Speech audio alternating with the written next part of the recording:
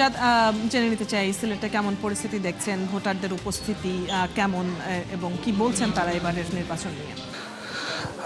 দেখুন অদিতি, সকালে কিন্তু ভোটারদের উপস্থিতি অনেকটা বেশি ছিল, তবে আমি এই মুহূর্তে যে কেন্দ্রটিতে আছি এটি হচ্ছে সিলেট 5 জকিগঞ্জ কানাইঘাট আসনের একটি কেন্দ্র, সীমান্তবর্তী উপজেলা এবং সীমান্ত এলাকা, 12টাকুড়ি সরকারি প্রাথমিক বিদ্যালয়। আজ সকালে এই ভোট কেন্দ্রে আসলে জাল ভোট দেওয়ার অভিযোগ উঠেছে এবং এরপর থেকে কিন্তু বেশ কয়েকটি ঘটনাও আমার চোখে পড়েছে, যে অনেকের ভুল সিল নাম্বার নিয়ে এসে ভোট দিয়ে যাচ্ছে, প্রিসাইডিং অফিসারদের হাতে ধরা পড়ছে। পরে এই ভোট কেন্দ্রে একটু নিরাপত্তা জোরদার করা হয়েছে, তারপর থেকে ভোটের উপস্থিতি কিছুটা কম থাকে, তবে বেলা বাড়ার সাথে সাথে কিন্তু ভোটের উপস্থিতি বাড়বে বলে অনেকে বলছিলেন।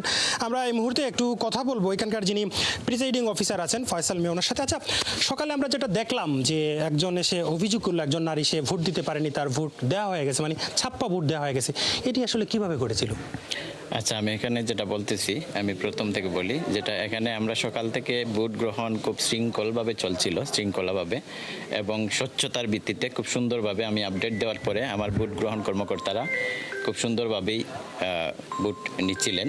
তো সকালে একটা কমপ্লেইন আমার কাছে আসছে যে একজন এসে বলতেছেন যে ওনার ভোট দেয়া হয়ে গেছে।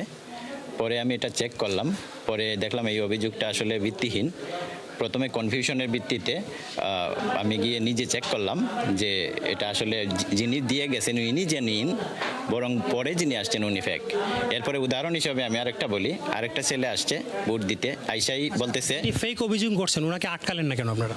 ওখানে প্রথমে কনফিউশনে ছিলেন বেশ কিছু সময়, এখানে কনফিউশনের ভিত্তিতে পরে আমি যখন গিয়ে ওটা ক্লিয়ার করলাম, পরে বললেন যে এটা ফেক।